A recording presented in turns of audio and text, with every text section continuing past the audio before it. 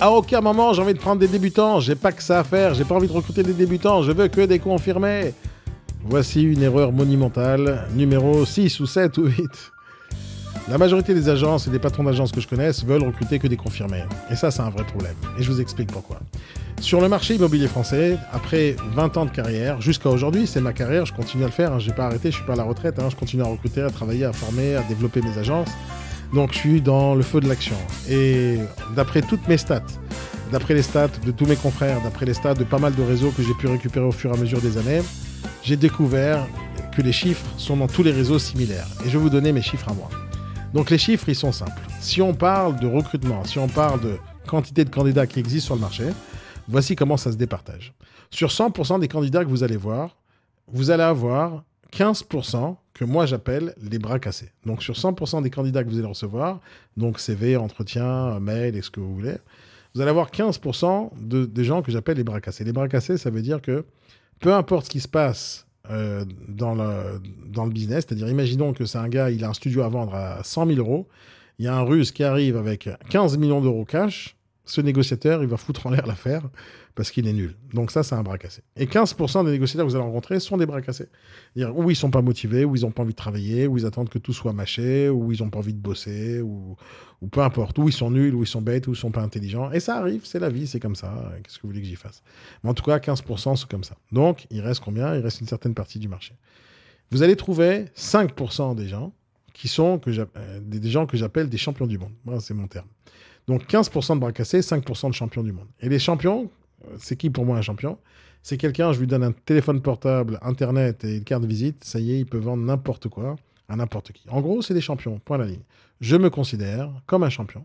Je sais faire du business depuis que j'ai l'âge de 16 ans, je fais du business depuis tout le temps, et je sais vendre tout et n'importe quoi. C'est pour ça que je donne des conseils à plein de gens, parce que c'est mon métier depuis des années, je sais faire que ça, vendre, développer, créer, marketer, et j'ai fait ça toute ma vie. Donc, je connais pas mal de choses. Mais moi, je pense faire partie, j'en suis quasiment persuadé à 1 million de pourcents, que je fais partie de ces 5%. Mais les 5% des gens comme moi, ils sont patrons d'agence aujourd'hui. Des gens comme moi, ils sont managers. Des gens comme moi développent des équipes. Des gens comme moi développent des réseaux. Des gens comme moi, ils ne vont pas travailler chez vous. Non, ils peuvent pas travailler chez vous. Si vous recrutez des gens comme moi, à un moment donné, imaginons que vous, peu importe quel patron d'agence vous êtes, peu importe votre réseau, si vous me recrutez, je vais faire beaucoup de chiffre d'affaires. Ça, c'est une certitude. Mais ce qui est certain, c'est que je vais vous virer à vous. Je vais vous prendre votre place. Parce que c'est moi qui vais vous expliquer comment faire les choses. Et donc, vous n'allez jamais supporter. Et donc, quand on prend un mec qui est un 5%, c'est-à-dire que il fait partie des champions, jamais vous aurez la main sur lui. Et donc, recruter des gens confirmés, on peut se rassurer du style, tiens, il est confirmé, il a fait 200 000 euros l'année dernière, donc avec lui, je vais minimum faire 100 000. C'est vrai, dans la théorie, c'est vrai. Dans la pratique, il va faire le chiffre d'affaires qu'il veut, quand lui, il le veut, s'il en a envie. Parce que c'est lui qui décide, c'est quoi lui qui fait le chiffre d'affaires. Quand vous perdez un négociateur qui fait 100 000 euros de chiffre d'affaires, vous avez perdu 100 000 euros de chiffre d'affaires. Et donc, c'est très problématique de prendre des gens confirmés parce que vous ne pouvez pas les manager. Les gens confirmés ne sont pas manageables. Ils font ce qu'ils veulent parce que c'est eux qui décident quand les choses vont se faire. Si vous leur expliquez non, il faut travailler comme ça maintenant, non, il faut faire comme ça maintenant, non, il faut que tu sois comme ça maintenant. Et ce gars-là, il dit écoute, ça fait 20 ans que je travaille, tu ne vas pas m'apprendre la messe là. Et donc, les confirmés, c'est une grave erreur de recruter des confirmés. C'est très bien de prendre un débutant, de le transformer en confirmé. Ce gars-là, il va rester fidèle à vous toute sa vie parce que grâce à vous, il a appris le métier. Mais un confirmé, il va être toujours très volatile parce qu'il va chercher toujours son intérêt à lui. Et ce qui est certain, c'est qu'il ne sera pas du tout manageable. Il ne sera pas du tout manageable. Vous ne pourrez rien faire avec lui. C'est le genre de personne qui ne va jamais venir en réunion d'équipe. C'est le genre de personne qui va faire ses affaires, il ne va jamais les partager. C'est le genre de personne qui va mettre des annonces, il ne va pas faire exactement comme vous avez l'habitude de faire parce qu'il n'a pas envie de le faire. C'est quelqu'un où vous allez lui dire non, il faut mettre ton logo au-dessus de la photo, etc. Il va dire non, je ne vais pas lui mettre le logo, c'est mes affaires, je veux ce que je veux. C'est les gens de personnes qui vont être comme ça. Maintenant, quand on dit je recrute des gens qui vont être totalement autonomes et indépendants, à ce moment-là, ils peuvent être confirmés, mais vous vous en foutez parce que vous ne les gérez pas, vous ne les managez pas. Ça peut arriver quand il y a un gros réseau, mais avoir une équipe qu'on ne manage pas, qu'on ne gère pas, c'est encore une fois le début de la fin. Un négociateur qui est voué à lui tout seul, à travailler chez lui à la maison sans rencontrer qui que ce soit, ce gars-là, il est en train, pendant qu'il travaille, regarder ce qui se passe ailleurs, et un de ces jours, il va partir. Si on n'entretient pas le relationnel entre les négociateurs et l'équipe et le directeur d'agence, à un moment donné, le négociateur part.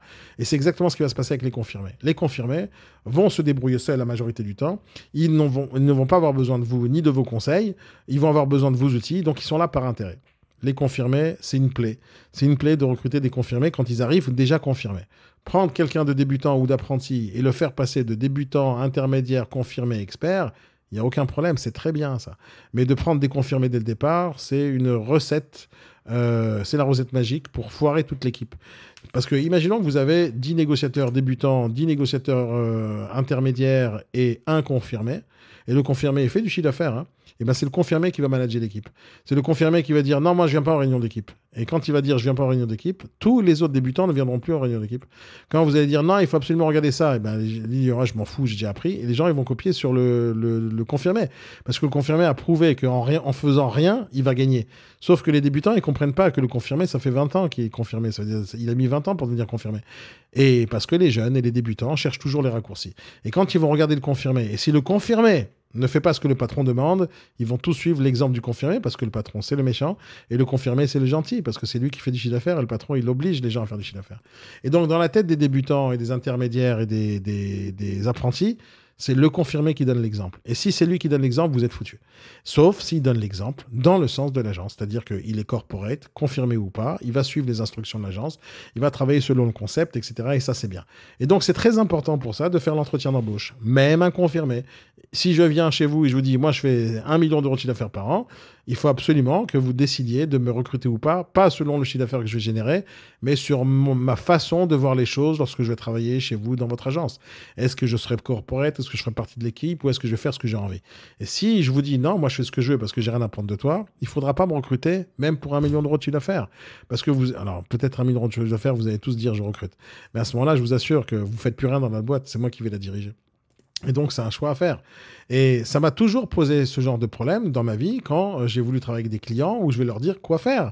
Et ça pose problème quand quelqu'un n'a pas envie d'être délogé de sa place. Et donc, quand vous recrutez des confirmés, ils vont vous déloger. Simple. Si vous voulez mettre en place des choses pour le recrutement, si vous voulez qu'on vous aide à recruter les amis, la seule chose à faire, c'est un truc simple. Vous prenez rendez-vous avec moi. Le lien, il est dans la description, juste en bas de la vidéo, ou dans la description du podcast, peu importe. Prenez rendez-vous avec moi. On va parler de tout ça et je vous aiderai à recruter des négociateurs ou au moins à vous mettre les idées en place en parlant de votre concept d'une manière très précise. Voilà, j'espère que vous avez appris des choses. J'espère que ça vous a plu. Et je vous dis à tout de suite dans le prochain épisode. À tout de suite. Bye bye.